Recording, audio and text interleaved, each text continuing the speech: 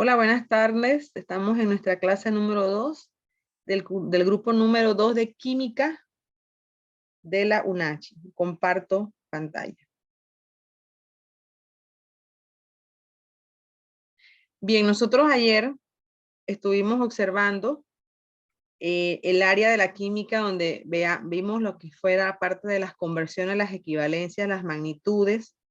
Observamos calor específico y algunos conceptos. Hoy vamos a trabajar la clasificación de la materia. Recuerden que en la química estudia la materia. Recuerden que la materia es todo lo que ocupa un lugar en el espacio y posee masa. La materia se puede clasificar según su estado, básicamente en tres estados fundamentales, que son el sólido, el líquido y el gaseoso. Más sin embargo, existe el estado plasma y el estado condensado Bose-Einstein, que son estados que se encuentran bajo condiciones estrictas. Pero básicamente el estudio de la materia se da en tres, que son el sólido, el líquido y el gas, como acabo de decir. Bien, recuerden que la materia se divide en dos tipos, que son las que están aquí. Se clasifica o se identifica, le podemos decir. Se identifica o se clasifica en sustancias puras y en mezclas, ¿ven? Esas son las dos divisiones que tiene la materia. Bien, las sustancias puras, como característica fundamental, son composiciones definidas. Quiere decir que estamos hablando aquí de dos composiciones definidas que son los elementos y los compuestos. Algo importante también en las sustancias puras, o otra característica que podemos agregar, es que las sustancias puras no se pueden dividir por métodos físicos. Un método físico es poder con nuestras manos, con instrumentos, poder separar algo. Las sustancias puras no se pueden hacer eso. Y las mezclas es la unión de dos o más sustancias, o sea, dos o más sustancias las que están aquí. Yo puedo unir un elemento y varios compuestos o viceversa. Eso significa que tenemos una mezcla. A su vez, las mezclas se clasifican en homogéneas o heterogéneas. Pueden ser de dos maneras.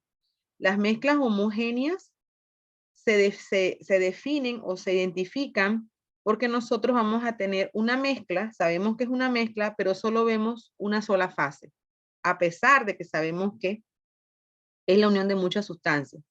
Y una mezcla heterogénea es una mezcla donde se pueden observar las diferentes fases que están dentro de esa mezcla. O sea, tú puedes observar a simple vista más de una fase. Ahora, químicamente, molecularmente, ¿cómo se ve una sustancia pura que son los elementos y los compuestos? Observen que los elementos, que es lo más básico, ¿qué es un elemento? Bueno, un elemento es una sustancia pura formada por un solo tipo de átomo. Esa es la definición de un elemento. Los elementos los encontramos en la tabla periódica. Los compuestos es la formación o la unión de dos o más elementos. Entonces, ¿qué quiere decir esto? Que aquí en los compuestos vamos a tener o vamos a unificar diferentes tipos de átomos unidos en una sola sustancia pura. ¿Ven? Entonces, las mezclas, como dijimos, son la unión de dos o más sustancias.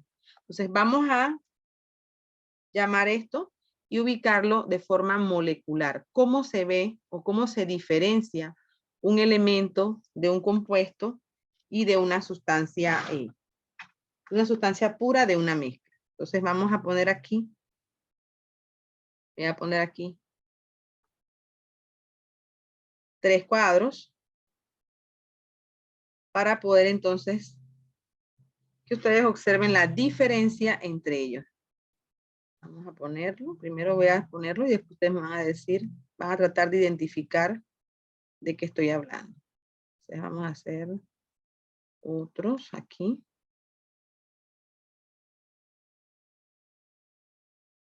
Estas bolitas representan las moléculas. Esto es lo que quiero representar aquí.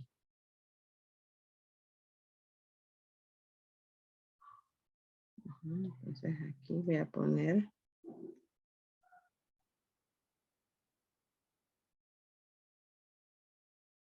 Entonces acá voy a poner.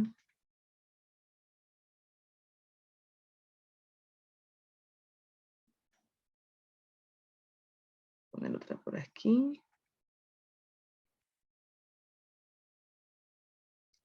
Y para ponerle más, aquí por acá voy a poner. Ok, por el chat, yo tengo aquí el envase 1, el envase 2 y el envase 3, ¿ya? Entonces, en orden vamos a ver, ¿cuál de estos, por el chat, cuál de estos envases representa un compuesto químico? Un compuesto. ¿Cuál de esos envases representa un compuesto? Por el chat, vamos a ver. Atrévanse, no, acuérdense que no estamos evaluando a nadie. Quiero nada más ver los conocimientos para poder entonces ayudarlos. Ok, muy bien. Muy bien, Yamani, muy bien, Fernando. Yairi, ajá, muy bien. Están bien. ¿Otros dos más? Ajá, excelente. Me falta uno más por contestar, a ver. Excelente, muy bien. Todos cayeron en la respuesta correcta. Muy bien, excelente. Todos están trabajando bien. El envase o la representación de un compuesto será la número 2.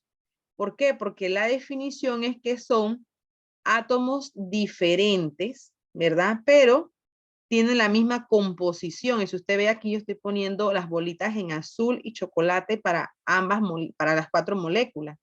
Esa es una sustancia pura y es un compuesto.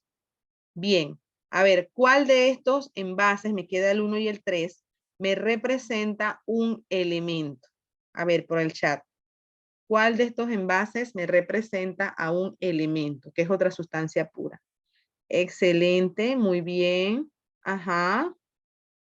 Dos más que me respondan. Muy bien. Todos respondieron la respuesta correcta. Excelente. Es la número 1. Nos damos cuenta que es un elemento porque son átomos iguales. ¿Ven?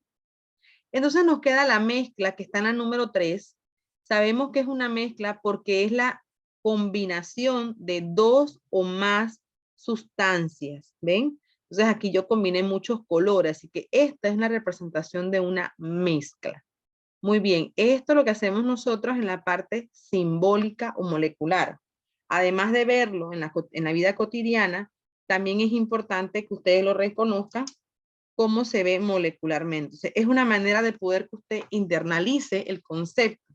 El elemento es una sustancia pura y es átomos del mismo, átomos iguales. Eso es lo que era un elemento. Un compuesto es una sustancia pura también, pero son átomos diferentes unidos en la misma proporción. Ese es un compuesto. Y una mezcla es la combinación de muchas sustancias, como veíamos aquí en el número 3. Muy bien.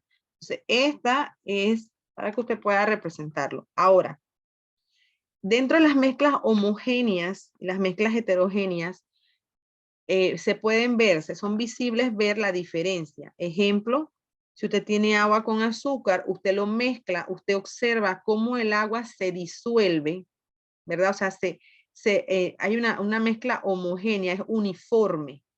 Se disuelve para formar una sola sustancia. En realidad, la única manera de poder percibir que allí hay azúcar es que usted la pruebe, porque se ve igual. Esa es una mezcla líquido-sólido. Pero hay mezclas sólidos-sólidos que le llamamos aleaciones. Esas son mezclas homogéneas, pero tienen un nombre especial. Se llaman, repito, aleaciones. Las aleaciones es la unión de diferentes sólidos. ¿Ven? Ejemplo, tenemos el estaño y el cobre, ¿verdad? Que es una aleación para formar bronce.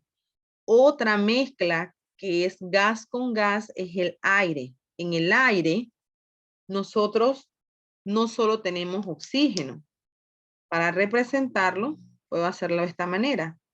En el aire, usted tiene una mezcla de diferentes gases. Ejemplo, tenemos O2, tenemos hidrógeno, tenemos nitrógeno, tenemos CO2, ¿ven? Entonces, esta es una mezcla. Ahora, ¿por qué? Porque son diferentes sustancias. Ahora, es una mezcla homogénea porque a simple vista no podemos detectar ¿ya? No podemos detectar qué hay dentro de esa mezcla de diferentes sustancias. Entonces, esa es una manera de poder diferenciar una mezcla homogénea de una heterogénea. Tú te preguntas, ¿puedo observar lo que compone esa sustancia? Si tú lo puedes observar, es heterogéneo. Pero si no se puede observar, entonces es homogéneo. Ahora, las mezclas sí se pueden separar por métodos físicos. Recuerden que las sustancias puras no se pueden separar por métodos físicos. ¿Ven? Las mezclas sí. Esa es una característica o una diferencia entre ellas. Las mezclas se pueden separar por métodos físicos. Ahora, hay muchos métodos para separar mezclas. La tamización, aquí el tamizado, es la separación de dos sólidos y lo usamos mucho en casa o en la construcción. Ejemplo, cuando tú combinas dos sólidos de diferentes tamaños, tú por un tamiz o un colador, como nosotros lo conocemos, podemos separar el sólido más grande del sólido más pequeño. Ojo, la tamización es un tipo de técnica que se utiliza para separar sólidos. Ambos tienen que ser sólidos, ¿sí? ¿Dónde lo vemos? En casa, cuando una mamá va a hacer el dulce, se dice cernir. Ella cernir, no sé, cernir la harina, ¿sí? Yo he visto que lo hacen. ¿Para qué? Para que la harina sea más delicada, para que el dulce esté más esponjoso y todo lo demás. Porque entonces, ¿qué pasa? Con un colador, ella pasa esa harina y todas las moléculas grandes, los solutos o los sólidos grandes van a quedar arriba y abajo van a quedar entonces la composición más fina en la construcción para separar arena de piedras. La decantación es una técnica que se utiliza líquido con sólido. Ojo, es una técnica que se utiliza para separar líquidos con sólidos. Decantamos es por medio de la gravedad. O sea, lo que hacemos es virar un poquito el vaso, ¿verdad? Y por supuesto que lo que se va a traspasar es el líquido y abajo nos va a quedar un poco de líquido con la cantidad de sólido. Eso se le llama decantar, decantación. Ahora, si tú quieres seguir afinando el sólido que quede sin nada de líquido, lo puedes pasar a ebullición, ¿sí? Y ya entonces la cantidad de líquido que quedó pasa a estado gaseoso y te queda nada más entonces el sólido. Pero la decantación es eso, es por medio de la gravedad, virar el vaso y pasar el líquido a otro envase y dejar el sólido lo más posible sin casi nada de líquido. Sí va a quedar líquido, pero muy poco.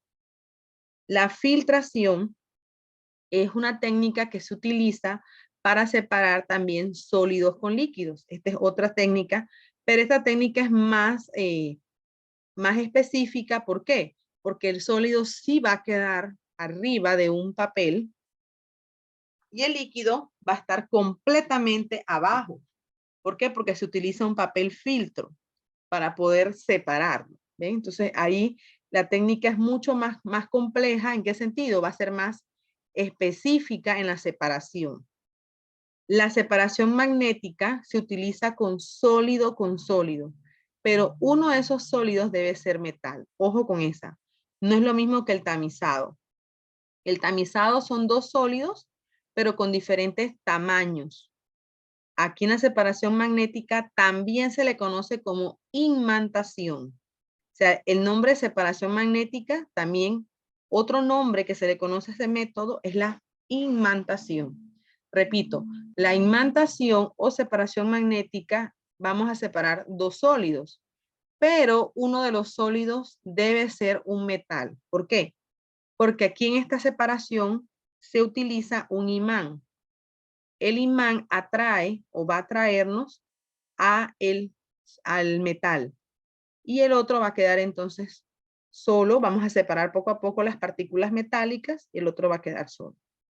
La evaporación es la separación de un sólido con un líquido por medio del calor. Aquí estamos agregando calor para que el líquido, mediante su punto de ebullición, que es el punto en donde un líquido pasa del líquido a gas, se evapore. ¿Ven? Quedando entonces abajo solo el sólido. Eso sería la parte de gasificación. es importante para nosotros en la materia estudiar los estados y cómo se comportan, porque a medida que conozcamos los estados y cómo se comportan, podemos apreciar y podemos verificar estas características para nuestra vida cotidiana, que es lo que hizo el hombre. Bien, importante reconocer el concepto de masa. Masa es cualquier cosa que ocupa un espacio. Aquí está erróneo, disculpen. Esto que están definiendo aquí es materia. La materia es cualquier cosa que ocupa un espacio y posee masa, ¿ya? Aquí hay un error en el módulo. Ahora, la masa es lo que tenemos como en la magnitud que se mide en gramos, en kilogramos, ¿ven? Es una magnitud y se utiliza en los estados de la materia. ¿Por qué? La materia, al poseer masa, podemos tener entonces o clasificarlas en dos propiedades, la propiedad extensiva y la propiedad intensiva. Miren, la materia se puede clasificar en general o específica, extensiva, intensiva, química y física. En el caso de las propiedades extensivas e intensivas, debemos tener en cuenta lo siguiente. Las propiedades extensivas sí toman en cuenta, ¿ya?, la cantidad de materia que tiene el cuerpo. Eso es específico allí. O sea, sí toman en cuenta la cantidad de materia que ocupa un cuerpo, que tiene un cuerpo. O sea, sí toman en cuenta la medida. Eso es lo que les quiero decir. Una propiedad extensiva sería el peso, el volumen, la longitud y el calor, porque tú estás midiendo este tipo de magnitudes de algo, ya sea en estado sólido, en estado líquido, en estado gaseoso. Pero estás midiendo. Las propiedades intensivas, en cambio, tienen que ver con los cambios de estado, con las estructuras internas de la materia. O sea, cómo vas a pasar de un sólido a líquido, cómo vas a pasar de líquido a gas o viceversa. Estas no dependen de la cantidad de materia. Se le da a la molécula. Ejemplo, si yo te digo a ti que el punto de ebullición del agua es de 100 grados Celsius, no importa si estás hirviendo 1 litro de agua o estás hirviendo 2 vasos de agua. A la propiedad intensiva del punto de ebullición no le interesa qué tanto pesa o qué cantidad de materia tenga ese cuerpo. Siempre, aunque sea 1 litro de agua o que sean 2 vasos de agua, el punto de ebullición del agua no va a cambiar. Siempre va a ser 100 grados Celsius. O sea, siempre va a ebullir a esa temperatura. Si yo te digo que el calor específico del agua es de una caloría gramos Celsius, ese calor específico no va a cambiar nunca, aunque tengas una cucharadita de agua y tengas 1 mililitro de agua, siempre va a ser la misma. A eso nosotros llamamos propiedades intensivas, no dependen de la cantidad de materia que tenga el cuerpo. La densidad también es una propiedad intensiva. ¿Por qué? El agua, como ejemplo específico, va a tener siempre 1 gramo sobre mililitro, a pesar de que estemos hablando del agua de un charco, de un río, o del agua que está contenida en un tanque. Siempre, siempre su densidad se va a mantenerse igual. ¿Por qué? Porque no depende de la cantidad de materia. No es lo mismo que las extensivas, que sí dependen. O sea, el volumen del agua cambia dependiendo de lo que tú tengas. Entonces, esa es la diferencia entre ellas dos. Bien, a raíz de esto, nosotros estudiamos básicamente los 3 estados que vemos a menudo en nuestro hogar: sólidos, líquidos y gases. Sabemos que existe el estado plasma, pero en condiciones específicas. Aquí están, son partículas gaseosas eléctricamente cargadas, o tienen formando iones con cantidades aproximadas iguales de iones positivos y negativos. O sea, se forma una partícula gaseosa neutra con iones. Entonces, esa es una condición específica del plasma, ¿ven? Entonces, no se estudia nosotros estudiamos lo que vemos. En este caso, el estado sólido, el líquido y el gas. ¿Qué es el cambio de estado? Bueno, la palabra estado, vuelvo y repito, son los estados en la materia. Son el estado sólido, líquido y gas. Ahora, el cambio te está indicando la palabra compuesta que está ocurriendo algo en ella. Hay una evolución, o sea, se está cambiando la composición interna de esa materia. Ojo, No estoy cambiando, si sigue siendo agua, sí, pero de otra manera, o sea, en otro estado. A esto le llamamos cambios de estado. Ahora, ¿quién nos ayuda a hacer esos cambios? ¿Quiénes nos ayudan a hacer esos cambios? La temperatura es básicamente el parámetro que nos proporciona estos cambios de estado. O sea, básicamente es la temperatura. Y si hablamos del estado gaseoso, entonces hablamos de la presión. Ojo, la presión no afecta al estado sólido ni al estado líquido. Anótenlo por allí. La presión solo afecta al estado gaseoso. Básico para ustedes reconocer eso. ¿Quién afecta a los cambios de estado? La temperatura. ¿Quién es otro parámetro que afecta al estado gaseoso? La presión. Bien. A raíz de estos cambios que le ocurra a la materia, se dividen en cambios físicos y cambios químicos. Los cambios químicos tienen que, vamos a ver ahorita, vamos a empezar con los físicos. En los cambios físicos se modifica, ¿ya? Las características físicas, pero no se altera la composición.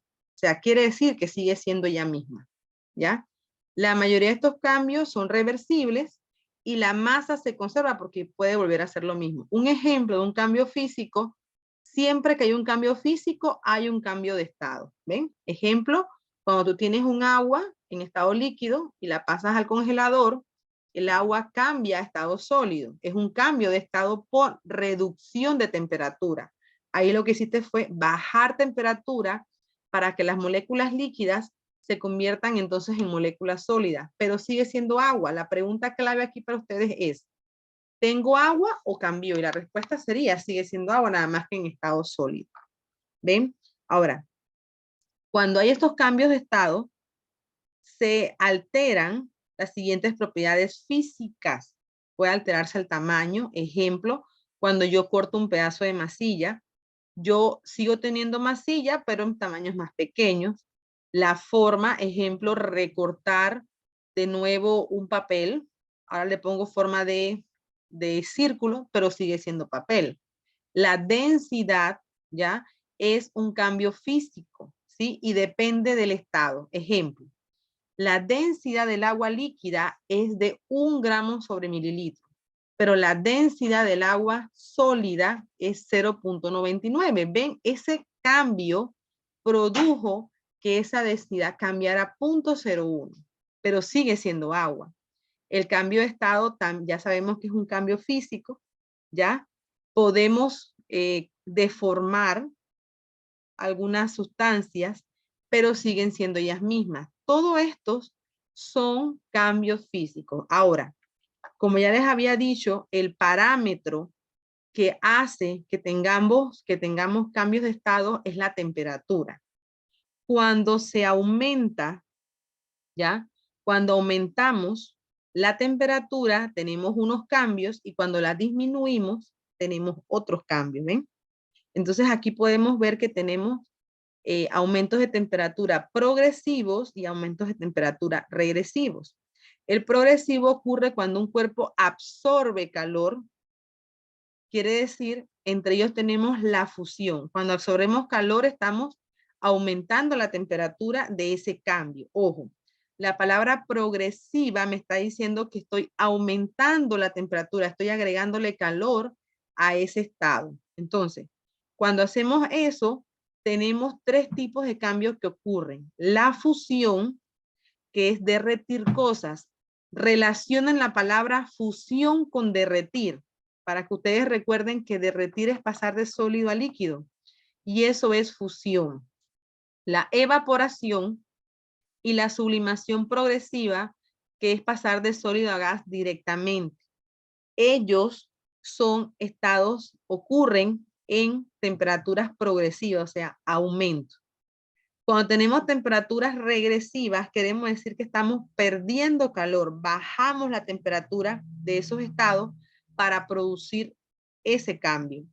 Entonces, tenemos la solidificación, que también la conocemos como congelación, la condensación que ocurre en las nubes y la sublimación regresiva, que es pasar de gas a sólido directamente. Ahora, voy a tratar de hacerlo de manera simbólica. Déjenme ver qué ocurre acá. Ok. Para poder entender esta parte. Miren, primero les voy a dibujar cómo se ven los estados de la materia. Bien, vamos a ver. Voy a poner aquí.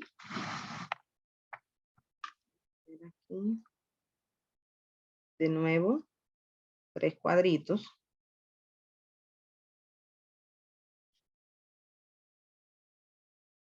Entonces, miren, los estados de la materia tienen muchas características. Por ejemplo, el estado sólido es un estado donde sus fuerzas de atracción son bastante fuertes.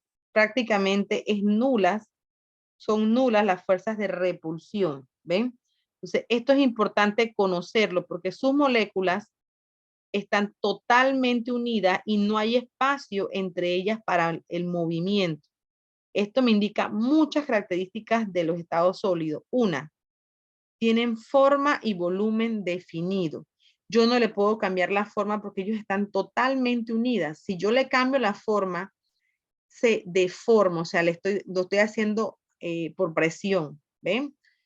Dos, no tienen movimiento, ¿ya? Su movimiento es vibracional. ¿Qué significa eso? Tengo que mover dónde están para poder que se muevan. En realidad ellos no tienen movimiento, ¿ven?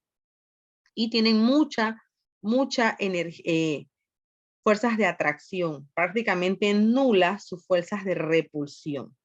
El estado líquido es el estado como que está en el medio. O sea, podemos unirlos. Hay fuerzas de atracción y fuerzas de repulsión. ¿Dónde hay fuerzas de atracción? Entre sus moléculas unidas, pero por los espacios que tienen, hay fuerzas de repulsión entre ellas. Al tener esto, tener un intermedio en la parte de las fuerzas, tenemos un estado que tiene fluidez, o sea, es un fluido, puede moverse. Al moverse, entonces, ustedes ven el estado líquido cómo tiene esa capacidad. Otra característica es que el estado líquido tiene volumen definido. O sea, tú vas a tener 1 litro de agua porque ese es su volumen, pero lo que puede cambiar es la forma, ¿sí? La forma del estado líquido sí, porque al tener esas moléculas que se pueden mover, ellas por lo general entonces adaptan la forma donde tú lo tengas, o sea, el envase. Tú puedes tener 1 litro de agua en una jarra, igual puedes tener 1 litro de agua en una botella y tú ves cómo el líquido adapta la forma del envase donde está. Quiere decir que el estado líquido tiene volumen definido, no puedes cambiar su volumen, es 1 litro, es 1 litro. Y su forma es indefinida. El estado gaseoso es un estado en donde se encuentran muchas fuerzas de repulsión entre ellas. Vamos a poner así como se están repelando aquí. Muchas fuerzas de repulsión. A este estado no le gusta estar unido y también se le considera un fluido porque se mueven rápidas. Las moléculas tienen movimiento muy rápido. Otra cosa importante es que ellas toman el espacio que tú le brindes. ¿Ok? ¿Qué quiere decir eso? Ellas van a tomar, ellas no tienen ni volumen ni forma definida. ¿Por qué? Porque a ellas les encanta son expandibles. Se pueden expandir. Quiere decir que si tú le das espacio, si yo abro esta compuerta que está aquí, si yo abro esta compuerta, ellas van a salir corriendo. ¿Ven? Y también se pueden comprimir. ¿Qué significa esto? Voy a hacerlo aquí al lado. Yo puedo tomar este mismo espacio, agregarle un pistón, por eso que al estado gaseoso se le trabaja con presión y puedo comprimirlas así, ¿ven? Quitándole el espacio. ¿Ve? Esto lo hace el estado gaseoso nomás. El estado sólido se le hace eso, lo deforma. Y el estado líquido, por ser un fluido, tampoco. Solo el estado gaseoso se le puede comprimir, ¿ven? Entonces son características. Ahora, ¿preguntas hasta aquí? ¿No hay preguntas? Ok, este es para mostrarles las características de los estados. Ajá. Ok. Cualquier cosa que no comprendan, esto me avisan y yo vuelvo para atrás. No hay problema. Entonces, Ese es para que comprendieran las características de los estados. Ahora, cuando tú tienes cambios de estado, lo que ocurre es que tú les estás dando un movimiento a estas partículas. Ejemplo, yo tengo aquí un estado líquido. ¿Ven? Entonces, si yo le agrego calor, estas partículas empiezan a tener mayor cantidad de movimiento y llega un momento de ellas donde pasan a estado gaseoso. ¿Ven? ¿Por qué? Por la particularidad de trabajar calor en ella. Ahora, yo puedo tener este mismo estado líquido, ¿ya? Y disminuyo la temperatura, o sea, la bajo. Voy a ponerlo por acá para que vean que la disminuí. Entonces, ¿qué ocurre? Al disminuir la temperatura, ellas van perdiendo el movimiento y van formando entonces el estado sólido, de esta manera. ¿Ven? Pero siguen siendo las mismas, solamente que su ordenamiento molecular ha cambiado. Por eso se les considera cambios físicos, ¿ven? Por el trabajo que se hace con el aumento o la disminución de calor. Eso es lo que pasa para que ocurra molecularmente un cambio de estado. Bien, vamos a pasarnos ahora a la parte de la estructura. Ok, reconociendo eso, entonces nos vamos a pasar a nuestra condición, nuestra unidad fundamental, que es el átomo. El átomo es la partícula más pequeña que conforma la materia. Los modelos atómicos han cambiado. Empezábamos primero ya con los griegos, que eran filósofos. Ellos decían que la materia, o sea, la palabra materia ya existía en la época de Grecia, ya en los filósofos, Aristóteles, Demócrito, Leucipo. Ellos decían que la materia estaba conformada por sustancias que veían. Los 4 elementos fundamentales eran tierra, agua, aire y fuego. Eso lo decía Leucipo y Demócrito. Aristóteles decía que no, él no estaba de acuerdo con eso, pero no sabía cómo refutar esa información. Entonces ya más adelante, en 1803 por allá, llega nuestro señor Dalton. Dalton ya le da forma a ese átomo, a la materia. Entonces dice una palabra específica. Dice que la materia o los elementos están formados por partículas pequeñas. Ahora, él se equivocó solamente en algo. Él dijo que esas partículas pequeñas eran indivisibles. Esta palabra fue el único que en donde Dalton se equivoca. La palabra indivisible es que no se puede dividir en más nada, pero lo demás sí fue correcto. Los elementos están formados por átomos. Los átomos de un elemento se pueden combinar con otros para formar compuestos. Y los átomos son indivisibles durante los procesos químicos. Ok, aquí la única que se equivocó fue en decir que eran indivisibles. Ya sabemos hoy por hoy que los átomos tienen partículas subatómicas que tienen carga positiva, carga negativa y carga cero, que son las principales. Ojo, no son las únicas. Las partículas fundamentales o subatómicas del átomo son el protón, el neutrón y el electrón. Pero existen otras partículas que han sido descubiertas poco a poco. Ejemplo, el positrón, el neutrino, pero no tienen la importancia que tienen estas tres.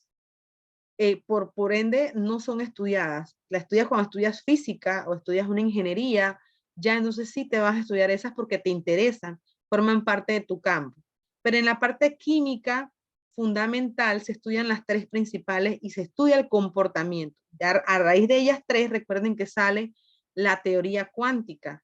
La teoría cuántica es una teoría donde se aplica la física, la química y la matemática. Entonces son importantes reconocer su historia.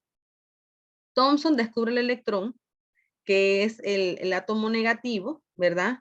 Él dice que hay un átomo, hay una partícula que forma, ¿verdad?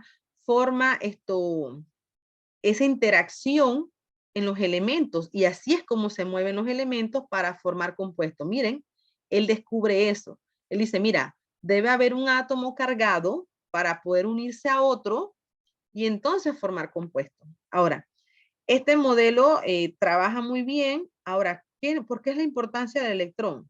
Bueno, el electrón, vamos a ver más adelante, se encuentra fuera del núcleo del átomo y es la partícula más pequeña y más liviana, y es la partícula que tiene interacción. Eso lo vamos a ver ahorita que yo se los voy a explicar. Ok. Rutherford descubre los protones. Los protones son cargas positivas y él trabaja un modelo que le llama el modelo del budín de pasas, en donde él simboliza al protón con un más, ¿ya? Entonces, ahora, ¿qué hace el protón? Bueno, dentro de esos, entre Thomson y Rutherford, en esa época descubren que el átomo tiene núcleo. Entonces, adentro del núcleo se encuentra el protón. Aquí falta Chadwick. Chadwick descubre el neutrón, una carga, una partícula que no tiene carga, pero debe hacer algo. O sea, debe tener una función. Vamos a verlo ahorita. A raíz de esto, siguen apareciendo modelos atómicos. Aquí está el modelo atómico de Bohr, el modelo de Sommerfeld y por último el modelo atómico actual que es el de Schrödinger. Bien, todo el átomo ha pasado por diferentes maneras de reconocerlo. Todas nos ayudan. Todas nos ayudan a formar la teoría atómica de la materia. Entonces, ¿qué dice Bohr? Bohr propone que, ya sabiendo que el átomo tenía núcleo, voy a tratar de hacerlo aquí, Bohr propone que el átomo es como el sistema solar, o sea, tenemos al Sol, voy a ponerlo en amarillo, tenemos al Sol, ¿se ve el amarillo? ¿Sí? ¿Se observa? Sí, profesor. Sí, okay. Entonces, alrededor de ese Sol están las elipses del sistema solar. Ahora, algo importante que hace Bohr es que Bohr le da o dice, mira, en el núcleo del átomo están ¿qué partículas? Entonces, en el núcleo del átomo están los protones y están los neutrones, o sea, la carga cero, así, cero, no tiene carga. Fuera del núcleo del átomo, ¿quién se encuentra? Bueno, está el señor electrón, aquí, el electrón está aquí, fuera, es el que le da movimiento a ese átomo, ¿ven? Ahora, ¿por qué ocurre esto? Bueno, se descubre que el protón y el neutrón tienen peso, o sea, tienen una masa apreciable. Entonces, por eso se lo ubica en el núcleo, porque tienen una particularidad. En cambio, el electrón es una partícula liviana. Su peso es despreciable, prácticamente es nulo. Es por 10 a la menos 19, por allá, demasiado pequeño. Entonces, al estar allí, se descubre que entonces está fuera. ¿Cuál es la función del protón y el neutrón en el núcleo del átomo? Mantener a sus electrones atraídos. Recuerden que cargas diferentes se atraen. Y el neutrón provoca un equilibrio en la masa. Esa es la función del neutrón, equilibrar la masa del núcleo. Entonces, repito, la función del protón es mantener a sus electrones atraídos alrededor de sus hélices. El electrón es el que le da vida al átomo, es el que se mueve, es el que interacciona. Ojo, el átomo nunca va a perder protones porque están en el núcleo, están dentro de esa membrana y no se va a perder. El átomo pierde o gana electrones. ¿Ven? Entonces esa es la importancia del electrón. ¿Preguntas hasta aquí? No las hay. Ok. Entonces, a raíz de esto, estudiamos la estructura del átomo y estudiamos con números esta parte. Bien, voy a tratar de explicarla con símbolos. Ok. La estructura del átomo ya les acabo de decir que el átomo está formado por 3 partículas. En el núcleo se encuentra el neutrón y el protón, mientras que el electrón está fuera en una nube de electrones girando. Esto que está aquí, esta fórmula que está aquí, la vamos a ver ahorita. Núcleo es igual a protones más neutrones. En el núcleo, ¿verdad? Sabemos que están los neutrones y protones, que son la carga positiva. Los neutrones tienen carga eléctrica nula, sin embargo, diferentes átomos de un mismo elemento, ok, aquí me están definiendo un isótopo. Eso lo voy a hacer más tarde, no voy a confundirlos con isótopos todavía. Ok, La zona externa o llamada corteza es donde se encuentra el electrón y que gira, que fue lo que acabo de hacer con el átomo o la parte de que dice Bohr con el sistema solar. Ahora voy a explicar esta parte de masa, estructura, déjame ver, número atómico, vale. Okay. Me voy a ir al Jamboard para explicar esta parte.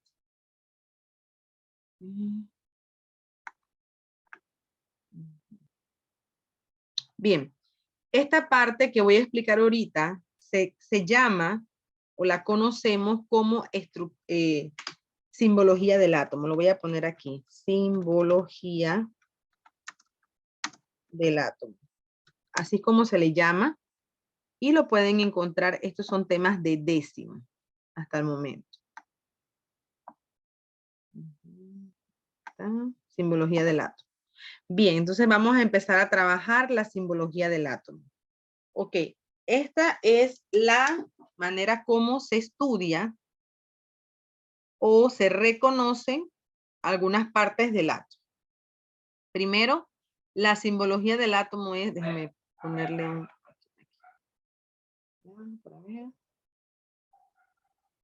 Sí, ok. Déjenme rayar bien. Ok, la simbología del átomo es la siguiente. Vamos a poner una E grande. Vamos a poner una Z aquí abajito y una A acá arriba. ¿Ven? La E, esta E, se le conoce como el símbolo del elemento.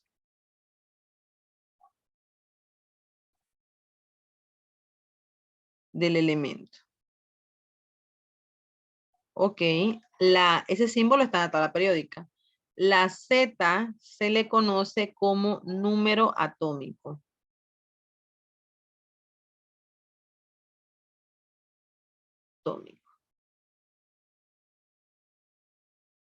Y la A se le conoce como el número de masa o también se le llama número másico. Es lo mismo, ¿sí?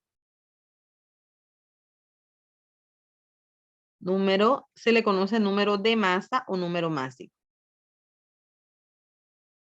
Importante aquí, bueno, el símbolo del elemento usted lo ve en la tabla periódica. Voy a darles ejemplos específicos de esta simbología para que conozcan lo que estoy hablando. Bien, por ejemplo, aquí tengo uno. Esta es una simbología del átomo. Ven cómo pongo números, porque en realidad lo que tú tienes que identificar es que el número de abajo se llama Z, que es el número atómico, y que el número de arriba es A y se llama número de masa o número másico. Eso es lo que tienes que identificar, ¿ves? En realidad, esta es la manera como se trabaja. Vamos a ver otro aquí. Todos los elementos de la tabla periódica se pueden simbolizar mediante esta forma. ¿Ven? ¿Por qué? Porque esta forma nos relaciona mucha información. Número 1, el número atómico, que es la Z, nos indica la posición del elemento en la tabla periódica. ¿Cómo es eso, profe? Miren, si yo les digo a ustedes que Z es, cópienlo ya en su cuaderno, es igual a 12, que Z es igual a 53 y que Z es igual a 19. Bien, ya tienen estos números, usted al lado me va a poner cuál es el símbolo. Ojo, nada más quiero el símbolo, no estos números que están aquí. ¿Cómo hago eso yo? Bien, vámonos a la tabla. Ustedes tienen que tener su tabla allí. Yo acabo de abrir una tabla, aquí está. Me voy a verificar, vamos a poner el número, el litio. Mírense en mi pantalla a la izquierda, ustedes ven que el litio aparece aquí. Bueno, ven el número que está 3, que está en grande, ese es el número atómico.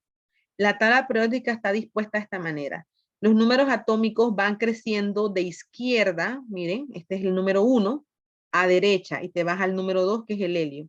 Vuelven a la izquierda, que es el número 3, que es el litio, sigues el 4, el 5, el 6, ven cómo va creciendo hacia la derecha. Vuelves a la tercera fila y vuelves a tener 11, 12, ven, 13, 14. Ahora, esto es lo que se llama número atómico. El silicio es el elemento número 14 en la tabla periódica. Ahora, váyanse ustedes a sus tablas y me dicen cómo se llama el elemento número 12. Háganlo por el chat, por favor.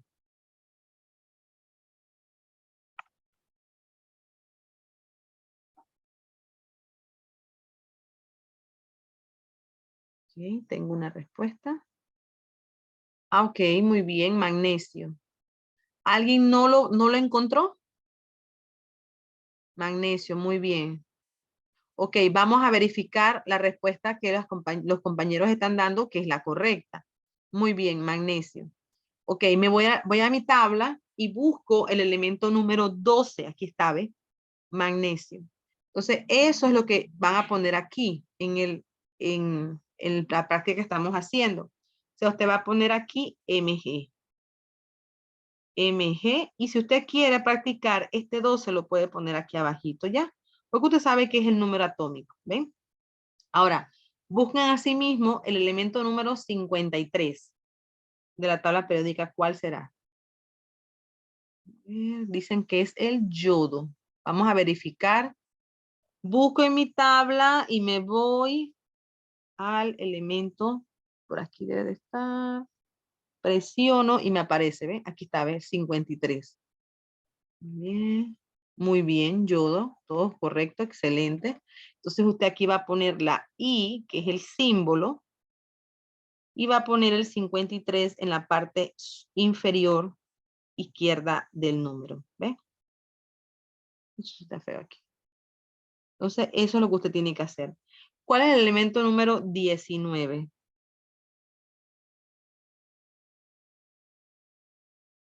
¿Cuál será el elemento número 19? A ver, ya tengo respuestas. Dice que es el potasio. Vamos a verificar. Vámonos por aquí y aquí, si presiono, dice 19, correcto. Entonces vamos a trabajarlo. Pongo potasio aquí.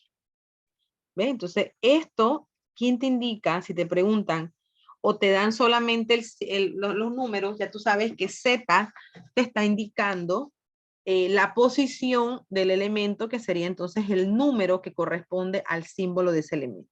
Ok. Además de esto, Z te dice, tiene una fórmula. Dice que Z siempre va a ser igual a la cantidad de protones. ¿Ven? Esta es una fórmula para calcular el número atómico. ¿Qué quiere decir eso? Que si Z vale 12, en este caso, aquí, si Z vale 12, ¿cuántos protones voy a tener? 12. Porque la palabra igual me dice que son lo mismo. ¿Ven? Y así ya usted sabe que la cantidad del número atómico o de protones es lo mismo que Z o P. ¿Ven? Esa es una fórmula. La fórmula del número de masa corresponde a lo que hay en el núcleo. En el núcleo, A, que es el número de masa, es igual a las partículas que hay en el núcleo. ¿Quiénes son? El protón más el neutrón. ¿Ves? Esto es importante que reconozcan. Estas son dos fórmulas que se van a utilizar. ¿Hasta aquí alguna pregunta?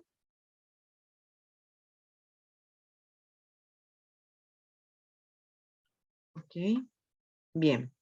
Ahora voy a pasar, déjenme ver si el módulo tiene iones. Aquí tiene, sí, isótopos, que lo puedo hacer ahorita. Estos son, ok, sí tiene iones. Perfecto. Ok, entonces ahora voy a definir los dos tipos de átomos que existen. Bien, vamos a hacerlo aquí. Ok, hay dos tipos de átomos. Está, voy a ponerlo aquí, está el átomo neutro. Este es un tipo de átomo, el átomo neutro. Y el otro, voy a ponerle mayúscula porque tiene pocas letras, es el ion. ¿Ven? Estos son los dos tipos de átomos. ¿Cómo lo podemos diferenciar? Ok. La definición de átomo neutro, la palabra neutro, aplica a las cargas. O sea, en el átomo neutro, ¿qué te quiere decir que sea neutro? Bueno, ¿qué tiene? El átomo neutro te indica que tiene la misma cantidad de electrones, va a ser la misma que protones, ¿ves? porque es neutro, ¿ves? Entonces, esa es la definición de un átomo neutro. Un ion, no, un ion es un átomo con carga. Con carga. Esta carga puede ser positiva o puede ser negativa. Ahora, recuerden, no se les olvide, que el átomo solo, ¿quién es la partícula que está interaccionando con el medio, o sea, con la parte externa del espacio? Es el electrón. Al momento que el electrón de un átomo gana o pierde electrones, se le llama ion, porque es un átomo con carga. Ahora, si la carga es positiva, esto te está indicando que perdió electrones. ¿Ya? Perdió electrones. Solo se puede ganar o perder electrones. Y el átomo positivo se le llama catión. ¿Ya? Esta es la terminología para el átomo positivo. Catión. El átomo negativo ganó, porque recuerden que el átomo solo puede ganar o perder electrones. Ganó electrones y se le llama anión. ¿Ya? Esto es importante y fundamental. Entonces, a raíz de esto, ¿por qué es positivo? Bueno, vamos a ver si lo puedo hacer aquí. Vamos a ver, aquí yo tengo, voy a tener una molécula y le voy a poner 3 protones. Me voy a nada más a enfatizar, aquí hay neutrones, pero voy a enfatizarme. Y aquí están las 3 cargas negativas. ¿Ven? Este es un átomo neutro, porque tiene 3 cargas negativas y 3 cargas positivas. ¿Ven? O sea, estamos hablando de la simbología de un átomo neutro. Ahora, este mismo átomo, vamos a suponer que ganó electrones de otro átomo, o sea, otro átomo le transfirió esos electrones. ¿Cómo queda? Entonces queda así, miren. Vamos a suponer que este de nuevo es la misma, aquí tengo los tres protones, ¿ven? Pero como él quitó de otro átomo, vamos a suponer que le quitó 2. Miren lo que pasa aquí. Aquí hay 1, aquí hay 2, aquí hay 3, que es lo que tenía, y le quitó, vamos a decir que quitó. Ganó 2 más, ¿ven? Entonces, por eso es que se simboliza con el negativo. ¿Para qué? Para decir que ganó. Miren, hay mayor cantidad de electrones. Entonces, este es un ion negativo y se llama anión, ganó. Ahora, ¿cuánto ganó? Entonces le pone así, -2. El menos me está indicando que ganó y la cantidad la pongo en número. Entonces, esta es la representación de un átomo anión, o sea, de un ion negativo. Ahora, vamos a hacer la representación de un catión. El mismo núcleo. Miren que yo no cambié los protones para nada. Siguen siendo 3. Pero ¿qué pasa? Vamos a suponer que este señor ahora perdió. Entonces, vamos a suponer que perdió 1. Puedes perder lo que sea. O sea, no, cada átomo tiene una manera particular, que eso lo vamos a ver con la tabla periódica. Pero vamos a suponer que este señor perdió. Miren, tiene 3 protones y 2 electrones. Entonces, a este señor se le pone el más para indicar que perdió un electrón.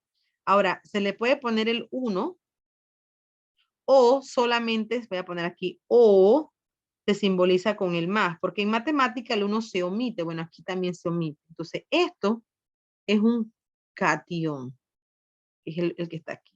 A ver si lo puedo poner sin molestar al anión aquí. ¿Ves? Esa es la representación simbólica o molecular micro que te puedo decir lo que son iones neutros, perdón, átomos neutros, cationes y aniones. Ahora, ¿cómo se simboliza esto? Bien. Si es un átomo neutro, tú lo simbolizas de esta manera. Pones el símbolo del elemento, voy a poner el calcio, pongo aquí que su número atómico es 20 y su número de masa es 40. ¿Cómo se simboliza al ion calcio? El ion es calcio y ya es el que tiene carga. El calcio al ser un metal, ahora sí vamos a hablar de la tabla periódica, el calcio al ser un metal es un elemento que pierde electrones. Los metales siempre pierden electrones y forman cationes. Entonces, el símbolo de un ion de calcio es este. Calcio, se le pone el 20, se le pone el 40, pero como perdió, se le pone la cantidad de electrones que puede perder el calcio, que son 2. ¿Ven? Esa es la diferencia entre un ion y un átomo neutro. Ahora voy con otro que sea negativo. Vamos a hacer aquí el cloro. El cloro es un no metal. Al ser un no metal, gana electrones. Entonces, él gana, no, me equivoqué, estoy en el átomo neutro. El átomo neutro sería 17,35. Miren, no tengo carga. Ese es un átomo neutro. Pero si yo le pongo ese cloro, voy a ponerlo aquí abajito. Le pongo menos. Ganó es un anión y 17,35. Aquí 35. ¿Ven? Entonces, eso es lo que provoca la diferencia en los tipos de átomos que existen. ¿Ven? Ahora, a partir de eso, nosotros encontramos algunas cosas, pero lo que quiero es explicarles la diferencia simbólica entre un átomo neutro y un ion. ¿Estamos? ¿Preguntas? Ok, entonces vamos a la práctica. Aquí, en su módulo, le preguntan cuántos protones, electrones y neutrones tiene el bario. ¿Ven? ¿Cuántos protones y cuántos protones tiene el estroncio? Y aquí te dan la simbología. Ahorita les explico cómo hacer esto. Déjenme buscar la estructura electrónica. Se van directo. Ok. Bien. La pregunta aquí es cuántos protones, electrones y neutrones tiene el bario. Entonces me voy a mi Jamboard y vamos a explicar esto. Ok. Hay muchas maneras de hacer esto. Una es con un cuadro donde tú pones algunos y los demás tienen que ustedes deducirlos. Otro es así como lo acaban de hacer ellos allí. Hay muchas maneras. Ejemplo, el bario. Entonces voy a poner aquí el nombre del elemento que es bario. Ok, me voy a la tabla con esta información. Estoy hablando del bario. Entonces me voy a la tabla y busco el bario. Aquí lo tengo. Bario está, ahorita mismo lo tengo a mi izquierda. Lo tengo a mi izquierda. Y yo sé que el número atómico es 56. Ahora, el número de masa tiene que ver mucho con el peso atómico. O sea, no es lo mismo, pero sí se relaciona. Entonces, el número de masa es 100, o el peso atómico es 137. Lo único que como tú usas el peso atómico para calcular masa molecular o masa molar, ejemplo, llámese molaridad, normalidad, tú utilizas, por lo general, utilizas decimales. El número de masa, que es la A, no se utiliza decimales, se redondea, ¿sí? Entonces, en el caso del bario sería 137, porque el 3 no redondea. Entonces, aquí con esa información, trabajo la simbología del átomo. O sea, digo, bario es 56 y arriba le pongo 137, recordando que esa es la información. Ahora, me preguntan cuántos protones, cuántos neutrones y cuántos electrones tiene el bario. Ok. Lo primero que yo tengo que identificar si este elemento es un átomo neutro o es un ion. Entonces, si observamos, es un átomo neutro porque no tiene carga. Esto me indica que la cantidad de cargas positivas, recuerden, esto no se les puede olvidar nunca, el número atómico es igual a P. Y como es un átomo neutro, ¿verdad? Quiere decir que va a tener la cantidad de electrones. Esto solo ocurre, ojo, cuando estoy hablando de un átomo neutro, ¿sí? Entonces, si yo tengo que Z vale 56, P vale 56 y E por ende. ¿Por qué vale 56? Porque es un átomo neutro, ¿ves? Esa es la definición. Ahora, ¿cómo calculamos neutrones? Entonces, neutrones viene de esta fórmula. El número de masa es igual a la cantidad de protones más la cantidad de neutrones. Entonces, si yo aquí lo que hago es despejar N es igual a, que es el número de masa, y como los protones estaban sumando, pasan restando en el caso de los protones, ¿ves? Entonces tú restas 137 menos 56. Eso es lo que vas a hacer allí. Una resta. Vamos a hacerla. 137 menos 56 es 81. Voy a trabajarla aquí para que les quede. 137 menos 56 es igual a 81. O sea que esta es la respuesta acá. 81. ¿Ven? Esto ocurre cuando hablamos de un átomo neutro. ¿Ven? ¿Qué pasa cuando tenemos un ion? ¿Qué es lo que sigue acá? Miren, aquí está, ¿ven? El estroncio lo hacen igual. Ahora, en esta parte tengo el ion magnesio y el ion flúor. Aquí yo difiero de algo y ahorita lo vamos a ver para que ustedes se den cuenta. Ok, el magnesio es más 2 que tienen allí. Si me voy a mi tabla, busco el magnesio, ustedes ven que el magnesio tiene 12, que es el número atómico, y aquí es 24. ¿Lo ven? Aquí no puede ser 25 porque el 3 no redondea. En el módulo ustedes tienen 25. Este es un error. Tiene que ser, según la tabla, es 24. Entonces yo me voy a hacerlo como debe ser. O sea, aquí yo pondría 12. Por eso les digo, nosotros somos humanos y cometemos errores. Ayer yo cometí el error de calor específico.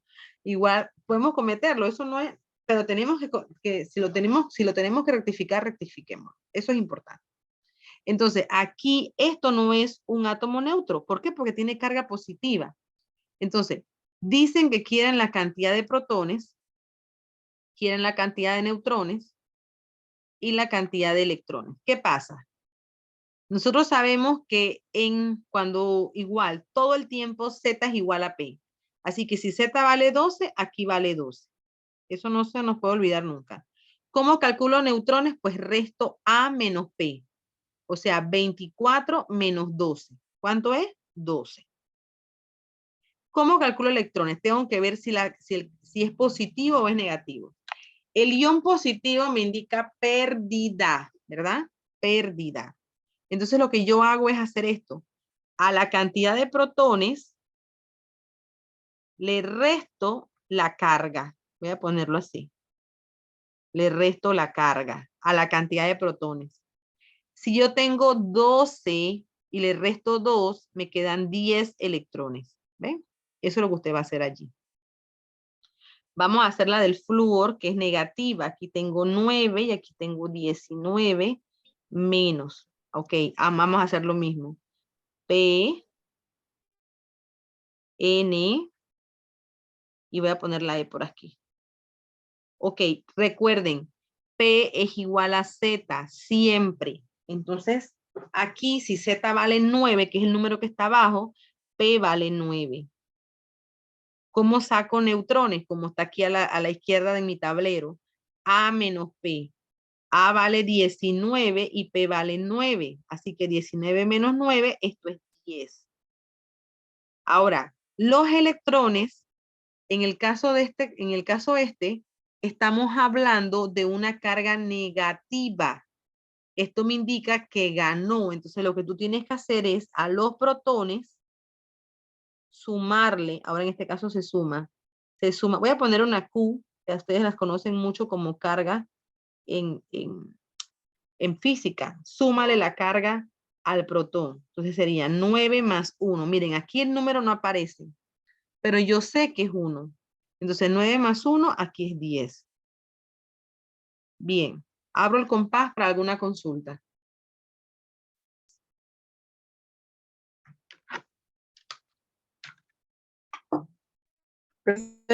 Protón falla técnico. ¿Cómo se calculó para el electrón? ¿De cuál? ¿Del positivo o del negativo? El positivo. Ok. Recuerda que la carga positiva te está indicando que perdió electrones. O sea, entonces ahí es donde ustedes tienen que manejar el concepto para aplicarlo a la práctica. La carga positiva te indica pérdida de electrones. Entonces, si perdió electrones, lo que tú haces es que a la cantidad de protones le restas la carga que tiene. Ejemplo, en este caso los protones eran 12. 12 menos 2 es 10 electrones. En el del flúor, aquí se ganó porque es negativa, ganancia de electrones. Entonces lo que hace es lo contrario. Cuando se gana, se suma. Tú dices la cantidad de protones, te verificas que es 9 más 1 es 10. Eso es lo que se hace en los iones. Ok, gracias, profe. ¿Listo? ¿Alguna otra consulta? Bien. Entonces, con esta parte, aquí culmino la parte de estructura, pero ahora me voy acá arriba de nuevo, a los isótopos. Bien, les explico el concepto isótopo. Un isótopo, voy a hacerlo aquí mismo.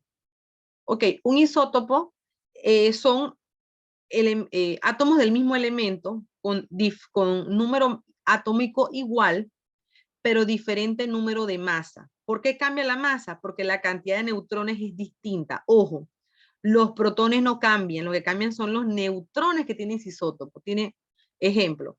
Por ejemplo, tenemos, ya les digo, tenemos el isótopo de hidrógeno. Aquí hay el hidrógeno. Miren, los isótopos en la naturaleza al final forman el elemento completo. O sea, hay elementos que tienen 2 isótopos, otros que tienen 3, otros que tienen 4 isótopos. Miren lo que es un isótopo. Tienen el mismo número atómico, 1, 1 y 1, pero diferente número de masa. Aquí es 1, aquí es 2 y aquí es 3. ¿Ven? Esos son isótopos.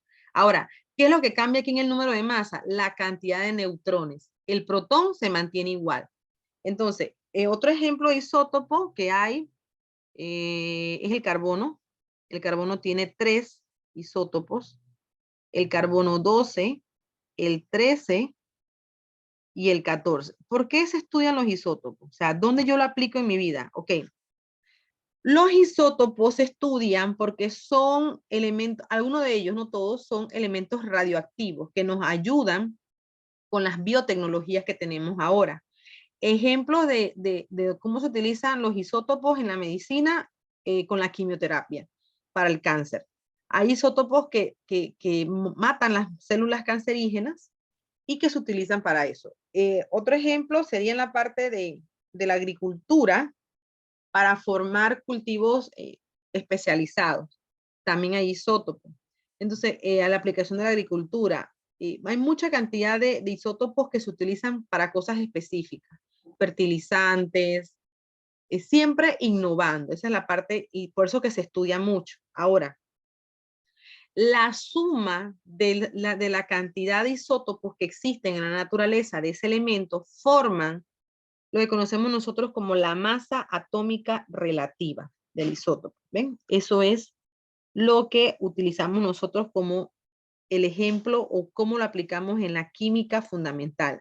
Calcular la masa atómica del elemento. Ahora, ¿qué es la masa atómica del elemento? Entonces nos volvemos a ir a la tabla periódica. La masa atómica o el peso atómico es lo que está aquí abajito, que está en este caso en esta tabla dice que la masa atómica o peso atómico del magnesio es 24.305. ¿Qué quiere decir eso? Cuando tú terminas de hacer el problema de isótopos, tú te puedes venir a tu tabla y con tu tabla tú puedes verificar si el resultado que tú tuviste es el correcto, porque tiene que darte aproximado a lo que dice la tabla. ¿Ven? Ahora, para calcular isótopos, como son pequeños, es como fragmentar en 3 partes el hidrógeno, que ya es un átomo pequeño, entonces lo estamos fragmentando. ¿Qué se hace? Bueno, lo que se hace es que se utiliza una unidad muy pequeña llamada UMA. Esta es la unidad utilizada para calcular isótopos. Ahora me voy al ejemplo. Vamos a tratar de hacer los dos ejemplos para poder trabajarlos. Vamos a ver si me deja copiar bien. A veces cuando se pasa para acá, se trabaja distinto. Vamos a ver. Déjame pegarlo en la etiqueta.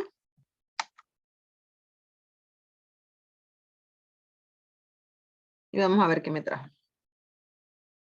Esto que yo voy a hacer se hace en todos los problemas de isótopos donde se te dice calcula la masa atómica.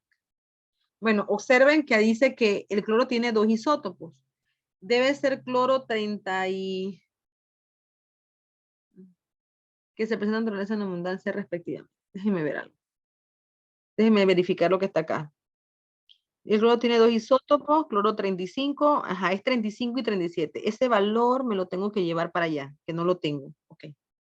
Ok, este cloro es 35 y el otro es 37, que se representa en la naturaleza en una abundancia, aquí está la abundancia. Los isótopos se representan en abundancias, pero al final están considerados en el 100%, o sea, la suma de la cantidad de isótopos de un elemento debe ser su 100%. O sea, me voy a tomar esta información y la voy a empezar a trabajar. Primero, el primer isótopo del cloro dice en el módulo que aquí es 35. Eso es importante. Y dice que tiene un porcentaje de abundancia de 75.5. Lo voy a poner aquí, 75.5%.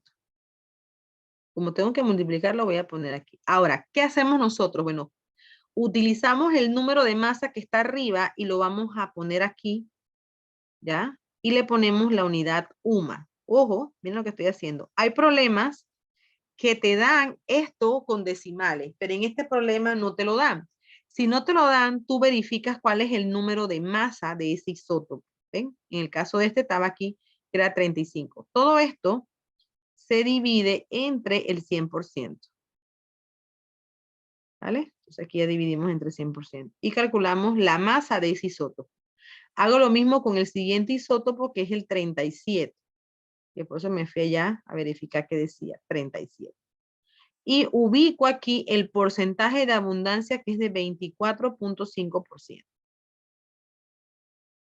¿Ya? Lo multiplico por ese 37, que es el número de masa, 37 UMA,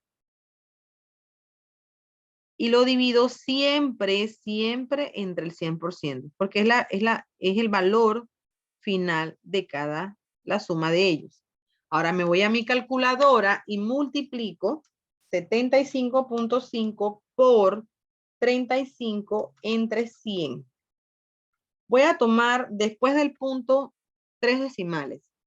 Voy a tomarlos todos. 26.425. Y aquí porcentaje se va con porcentaje y me queda UMA. ¿Ven? Hago lo mismo con el siguiente isótopo. 24.5 por 37 entre 100. Me queda 9.065. Lo anoto aquí. 9.065 y es UMA. Ok.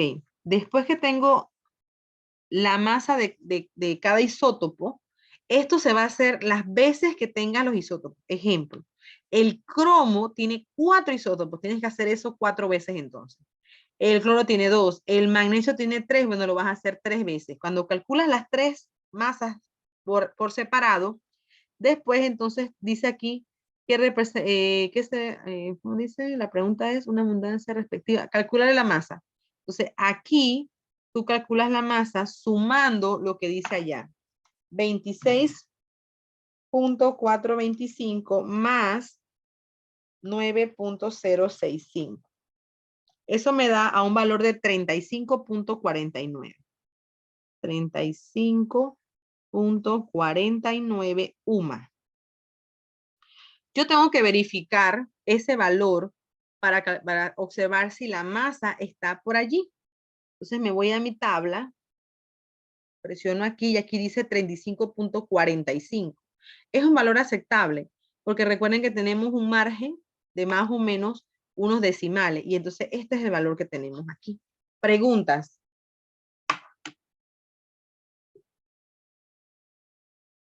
Profesora, Ajá. ¿qué era lo que significaba UMA? UMA es la unidad que se utiliza para la masa atómica de un fragmento de un elemento. Es una unidad de masa, pero es bien pequeñita. O sea, mira que el microgramo es por 10 a la menos 6. Bueno, el UMA es como por 10 a la menos 20 y tanto. O sea, es bien pequeño. Es una unidad para trabajar los fragmentos. ¿Sí? Profe, una consulta. Dime, mami. ¿Cómo podemos deducir que lo que nos piden aquí es calcular la masa final de esos dos hisopos? Ok, voy para allá. Muy buena pregunta. Voy para allá. Déjame poner esta, a ver si me cabe aquí, si no me la llevo ahorita. Ok, ¿cómo puedo deducirlo? Bien, vamos a leerlo.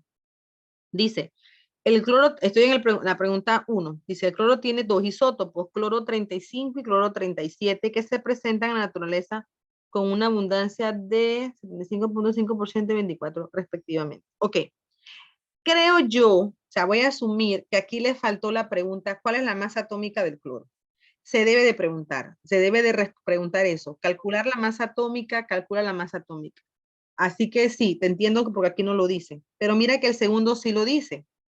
El galio tiene dos isótopos y dice al final cuál es la masa atómica del galio. Se debe de preguntar eso. ¿Sí? Ah, ok, gracias, profe. Ok. Entonces déjenme ver si esto me cabe aquí. Voy a intentarlo. Primero voy a abrirlo y voy a trabajarlo igual que el anterior. Ok, voy a ver si lo hago aquí. Dice que tengo galio, déjame ver qué dice acá. Tengo galio 6,9 y galio 7,1. O sea, esos valores son importantes porque es la diferencia de un isótopo. Entonces voy a poner aquí, me caerá. Intentar. Para que se queden allí los dos. Reducirlo un poco. Y creo que así cabe. Entonces aquí pongo el galio 6,9. Esto es importante siempre poner aquí. Y el galio creo que decía 7,1. Galio 7,1. Entonces voy a tomar las respectivas información de cada uno de ellos. Voy a abrirlo aquí y después lo paso. Dice que tiene el galio 6,9, tiene 60.1%. Voy a ponerlo aquí. Miren que en este problema sí me dan la masa, como les dije, con decimales. Esas son diferencias que pueden observar, pero no tengan problema. O sea, si no te la dan, tomas el número de masa. Pero si te la dan, entonces lo pones. Aquí sería 68.926 UMA. Mira que este sí te lo da. 926 UMA. La UMA se puede poner una U o se puede poner la palabra completa. Como desees, es lo mismo y aquí pones entre 100 siempre. Entre 100%. Ahora voy con el galio 71, que dice que tiene 39.9. Lo pongo aquí. 39.9%. Igual, miren, profe, siempre tiene que ir porcentaje de inicio. No, acuérdate que la regla de multiplicación dice que 2 por 3 es 6 y que 3 por 2 es 6. O sea que tú puedes poner primero la masa y después el porcentaje y no hay ningún problema porque es multiplicación. Eso también es, no varía. 70.925 UMA. Y pongo la U. Si quiero, pongo la UMA, como quieran. Y aquí le pongo entonces que esto va siempre dividido entre el 100%. Bien, entonces ahora trabajo la parte matemática. Voy a ponerlo pequeñito y lo voy a dejar así para que ustedes sepan de dónde sale cada uno. Y lo pueden abrir cuando ven el Jamboard. Ok, entonces me voy a la parte matemática. Y miren, esto de decimales depende mucho del docente. Tiene hay docentes que trabajan con 2 decimales, otros trabajan con 3, ¿vale? Entonces allí, por ejemplo, a mí me dio 35.49 y la respuesta da 35.5, o sea, ellos redondearon a un decimal. Por eso que eso depende mucho, pero son datos que se mantienen dentro y tú cuando estás en el examen tienes que darte cuenta si te da 35.49 y ya te da 35.5, ese es el valor, estás redondeando, así que métele de una vez que ese es tu valor. No le metan ni que, ay, me falta el 9, no, que va. 68.926 entre el 100%. Eso me da 41.42. Voy a trabajar con 2 decimales para que vean. 41. Siempre recuerden el redondeo. 41.42 y esto es UMA. Hago lo mismo con el otro, 39.9 por 70.925 entre 100. 28.30 le pondría yo. 28.30 UMA. Entonces, el valor es la suma de estas dos. 28.30 más 41.42. 69.72 me dio a mí. 69.72 UMA. UMA. Ok, entonces yo me voy a mi tabla y busco el galio. El galio, aquí está, y dice que es 69.72. Y a mí me dio 69.72, estoy en lo correcto. Y la respuesta acá, estamos bien ya, ¿ven? Entonces sí estamos en lo correcto. O sea, ¿cómo yo verifico esto? Con la tabla, ¿ven? Con la tabla verifico estos problemas. Preguntas. ¿Nos pueden contar algo más aparte de la masa atómica? Sí, te pueden pedir el porcentaje o la masa del isótopo. O sea, tienes que despejar.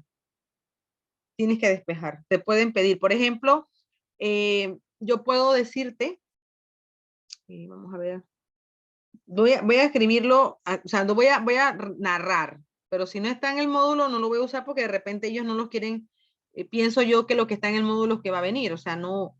Pero ¿qué hacemos nosotros a veces? Bueno, te decimos, bueno, te damos el porcentaje de abundancia y te damos la masa atómica final. Y te puedo pedir la masa atómica del galio 69. ¿Qué tú debes de hacer? Bueno, tienes que despejar aquí, porque aquí vas a tener una X. Tú vas a poner porcentaje por X. Esta X no la conoces. Es igual al 100. Despejas y debe de darte la respuesta. Más o menos eso es lo que se debe hacer. Sí te la pueden hacer, pero basémonos en el módulo. De repente ellos no quieren darles esos problemas, digo yo. ¿Sí? ¿Preguntas? Profe, igualmente yo me imagino que ya deberíamos, por lo menos en la hora del examen, porque yo me imagino que no nos van a dejar usar tabla periódica, saber algunos elementos o los que más se utilizan. Sí, es correcto. Es correcto. Ustedes con la práctica ya deben de conocer estos que están aquí, el calcio, el potasio, el magnesio. Acá no se les olvida nunca el flúor, el cloro, el bromo, el yodo. Sí, ustedes deben de empezar. ¿Qué se debe de aprender uno? ¿Qué debe de reconocer de cada elemento? Estos los esenciales. Bueno, el número atómico no se puede olvidar. El peso atómico y sus valencias. O sea, cuál es la número de oxidación que tienen ellos, ¿sí? Son cosas básicas. Sí, porque no sé cómo usted reconozca algunas cosas de ahí. Tienes razón. ¿Consultas? ¿Otra? Bien. Con esto se termina la parte de número atómico, de estructura atómica del átomo, del modelo atómico. Después de allí, iniciamos con la estructura electrónica de los átomos. Miren, esta es una teoría basada en Schrödinger. Schrödinger, después que vino Bohr y dijo todo esto, Sommerfeld, él dice, oye, pero tú sabes que el lenguaje científico de nosotros son los números. Los números es lo nuestro. Entonces, ¿cómo hacemos para encontrar esto? ¿Cómo hacemos? Entonces, de allí viene la teoría cuántica. Y de ahí provienen los números cuánticos, que tienen que ver con Schrödinger. Schrödinger dice y trató de explicar, trató de describir el comportamiento del electrón basado en... ¿Me están escuchando? Se me está yendo el internet.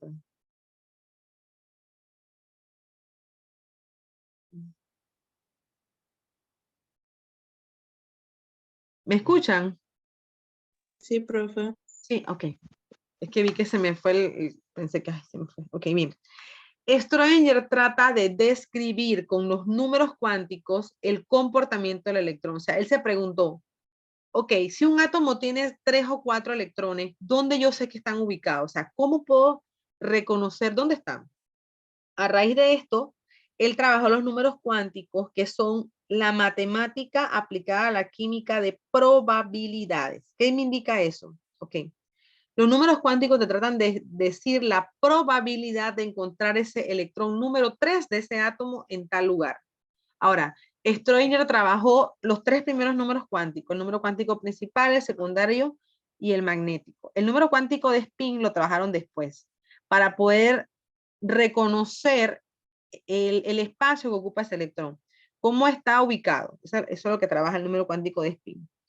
Bien, esta es una teoría que tiene muchas maneras de verlo. Creo que es el internet. ¿Toco? Ok, listo. Por ejemplo, aquí dice que la distribución de capas de electrones de un átomo se conoce como configuración electrónica. Aquí tienen que aplicar el cuadro de Ashbaugh. El cuadro de Ashbaugh tiene que sabérselo.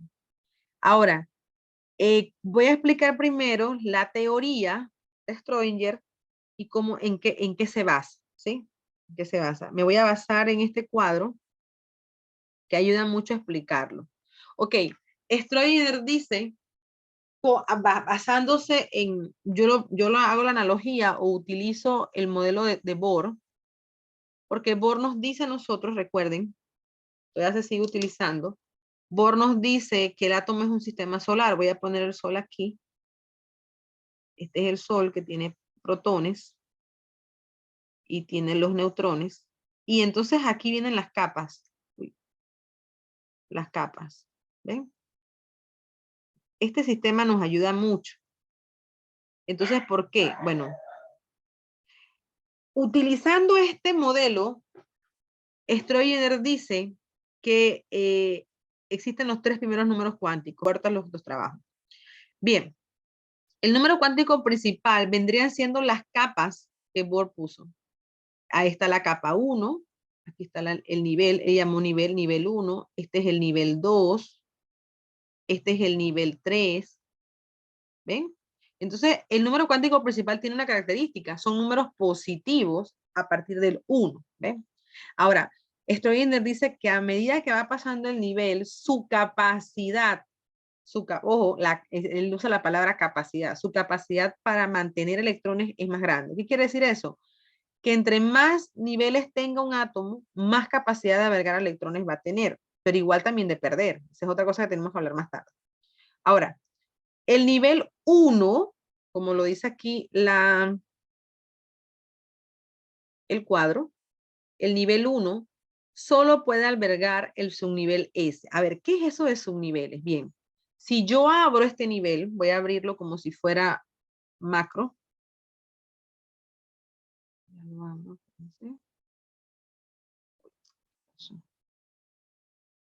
Me perdí.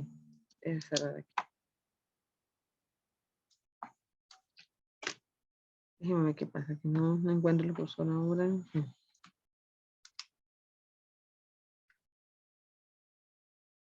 Ok, déjeme ver, porque si sé que Google no responde. Ya. Bien, déjeme volver acá. Ok, si yo abro un nivel, Schrödinger dice que dentro de un nivel hay orbitales, que son las formas de energía donde el electrón se mantiene. O sea, es como que si estuvieran viendo cápsulas donde se mantienen. Los orbitales son como, yo asemejo que son como casitas. Ahora, hay orbitales sencillos como el orbital S. Esto se le llama orbitales. El orbital S se simboliza con el número 0 y la letra es S. El orbital S es el más sencillo de todos. Aquí no está explicado, pero el orbital S, esto se explica en la parte matemática con ejes, el eje X, el eje Y y el eje Z. Y el orbital S es como una dona. O sea, aquí adentro de ese orbital está el electrón.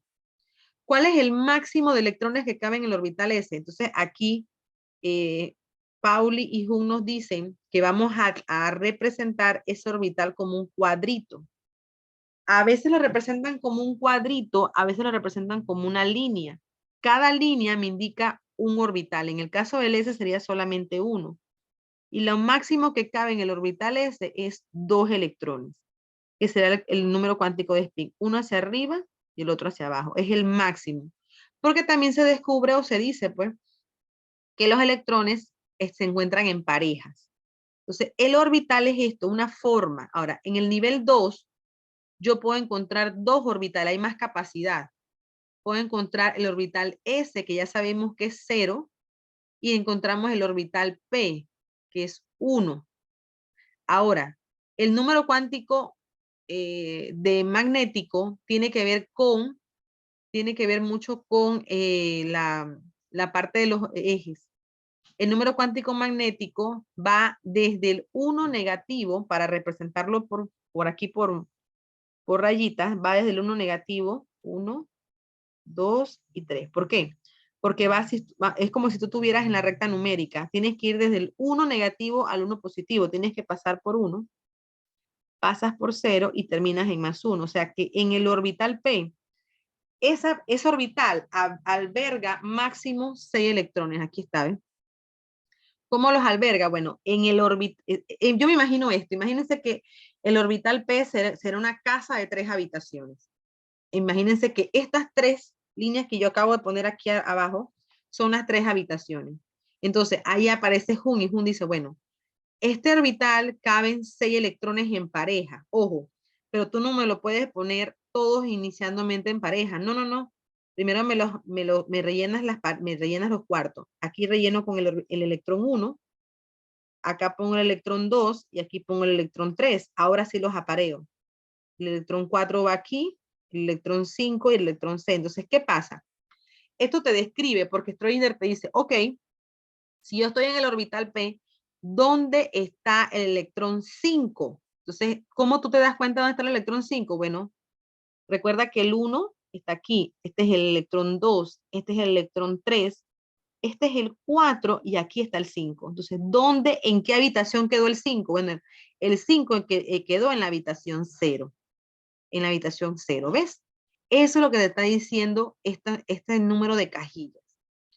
En el nivel 3 pueden haber 3 orbitales. Puede estar el orbital S, el P y el D. O sea, aquí hay 3 casas distintas. Eso es lo que te está diciendo. Es un nivel más grande. Entonces, el orbital D tiene un número 2. Entonces, este 2 tienes que irlo igual desde el negativo hasta el positivo. O sea, que tiene 5 orbitales pequeños. Tiene 5 cuartos esa casa. Del menos 2, menos 1, 0, más 1 y más 2. La capacidad máxima que tiene ese orbital son 10. Recuerda lo que te dice Jun, rellena 1, 2, 3, 4 y 5. Aquí quedan los 5 primeros electrones. Acá queda el 6, el 7, el 8, el 9 y el 10. Si yo te preguntara dónde quedó el electrón número 4, tú me tendrías que decir que quedó en el orbital más 1 de ellos. ¿Ven? Quedó en la habitación más 1. Ahora, aquí viene el último número cuántico. El último número cuántico se llama de spin. Si está hacia arriba, su valor es más 1/2. ¿Ves? Y si está hacia abajo el spin, su valor es menos 1/2. Como yo te pregunté por el electrón número 4, voy a enumerarlos. Este es el 1, este es el 2, este es el 3. Y el último aquí sería el número 4. Entonces, como yo te pregunté por el número 4, su valor es hacia arriba, así que es más 1/2, ¿ves? Entonces, esto es lo que describe Schrödinger. Y el último, que es el nivel número 4, o sea, hay muchos más, pero son los más que utilizamos nosotros. El último es el nivel 4, que es la F, y la F está representada por el número 3. Entonces, tendrías que hacer desde el menos 3 al más 3, y caben 14 electrones. Aquí está, ¿ves? Ahora, ¿cómo yo calculo la cantidad de electrones que caben por nivel? O sea, ¿de dónde salen estos números? De esta fórmula, 2n al cuadrado. Esta fórmula se llama la fórmula de Rydberg. Rydberg dice que con esta fórmula tú puedes calcular cuántos electrones es el máximo en cada nivel. Por ejemplo, si yo digo en el nivel 3, ¿cuál es el máximo de electrones? Utilizo esa fórmula. Digo 2 La n vale 3, así que la reemplazo al cuadrado. Yo sé que 3 por 3 es 9. Ojo con eso porque a veces dicen que 3 por 2 es 6. ¿Ven? Entonces 9 por 2, 18. Aquí está, ¿ven? ¿Ven? Esa es la fórmula de Rydberg. Y se utiliza para calcular la cantidad de electrones que puede haber en cada nivel. Esta es la teoría de Schrödinger y esto es lo que nosotros conocemos como teoría cuántica. Nos trata de explicar la probabilidad de encontrar un electrón en el átomo. Preguntas.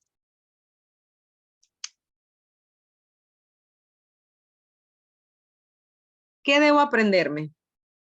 Debo aprenderme, esto ya faltan 10 minutos, no voy a tomarlo para hacer práctica, solamente estoy dándole la teoría. Debo aprenderme esto que está aquí. Que S vale 0, que P vale 1, que D vale 2, que F vale 3. Debo aprenderme que cuando F vale 3, tengo que hacer 7 cajones.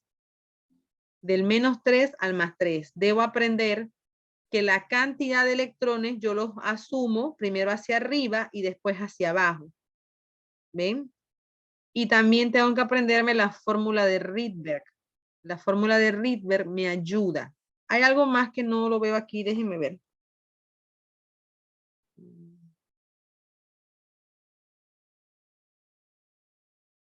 No está.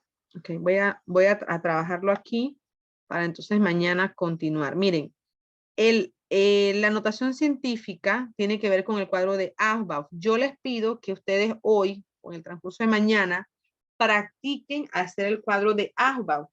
Porque con el Aufbau, ¿en qué ayudó a Schrödinger? Bueno, Aufbau le dio un cuadro que se le llama el cuadro de los niveles crecientes. ¿Qué dice Aufbau? Aufbau dice que un electrón puede ir de un nivel a otro, o sea, salta de un nivel 1 al nivel 2, nivel 3, pero como todo, pierde energía y vuelve y baja. Entonces, por eso es que el cuadro de Aufbau se utiliza de arriba hacia abajo, de arriba hacia abajo. Ustedes van a ver, me gustaría que lo construyeran y que lo volvieran a repasar, porque ese cuadro a ustedes no se les da el día del examen. Usted tiene que recordarlo por memoria, o sea, usted tiene que tenerlo aquí ya en su memoria y saber que va 1S2, 2S2, 2P6, 3S2, 3. O sea, eso tienen que aprendérselo. ¿Por qué? Porque a raíz de ese cuadro tú completas o formas lo que llamamos configuración electrónica de un átomo. Y allí tú puedes reconocer muchas cosas, que es lo que voy a hacer mañana con ustedes. Yo inicio el cuadro, yo lo voy a tener en imagen, pero usted debe de reconocerlo y practicarlo. Y vuelvo y repito, con ese cuadro usted va a ver que las S, todas las S van a tener 2, todas las P van a tener 6, todas las D van a tener 10 y las F van a tener 14. ¿Por qué? Porque mantiene la teoría que hizo Schrödinger. Schrödinger dijo que en el subnivel S, como lo vemos aquí, solo caben 2 electrones. El subnivel P caben 6. En el D caben 10 y en el F caben 14. Por eso que el cuadro se maneja basado en esto. Y allí entonces él trata de decirte cómo se distribuyen los electrones de un átomo. O sea, por ejemplo, si el átomo de magnesio tiene 2 electrones con la configuración de Aufbau, tú vas a ir viendo dónde dejó esos 2 electrones ese magnesio. Entonces, eso es lo que vamos a hacer mañana. Solamente pues les pido que repasen esta parte del cuadro para mañana entonces darles bastante ejemplos de las posibles formas de trabajar esta práctica, porque este tema es bastante extenso. Entonces aquí yo lo veo muy básico y voy a tratar de agrandarlo, cosa que, ajá, Una consulta, disculpe. sí, Yo creo que hay otros niveles, o que diga, otros números cuánticos, creo que es el 6 y el 7, 5 también. ese es en el cuadro. En el cuadro de Aufbau sí aparecen hasta el nivel 7, sí, pero cuando hablamos de lo básico con respecto a cómo se distribuyen, sí se mantienen en el nivel máximo, nivel 4. O sea, ¿por qué? Porque los subniveles se mantienen en esto, en ese PDF. Vamos a ver si lo vemos aquí rapidito, antes de irnos. Sí, yo entiendo lo que tú me estás diciendo. Vamos a ver el cuadro de Aufbau. Ok, voy a explicárselo antes de irnos, qué es lo que la compañera dice y está en lo correcto. Ella dice que que ella vio que los niveles tienen hasta el 7, sí, pero nos mantenemos con los subniveles S, P, D y F. Este cuadro que tú tienes que aprender a hacerlo, que es el principio que ¿ves? Este que está aquí. Si tú observas, no sé si se observa bien allí, vamos a ver si lo puedo mantener acá para que se vea mejor. Si tú observas esto en el cuadro, vamos a verlo, aquí está el cuadro, se mantienen las letras S, P, D y F, ¿lo ves? Porque son las principales orbitales donde se encuentran los electrones. Ahora, el número que está aquí en grande se llaman niveles. Niveles. En el nivel, subnivel S tiene 7 niveles, obsérvalo. Y el subnivel P, que es la letra, tiene también del 2 al 7. Mira que no tiene 1.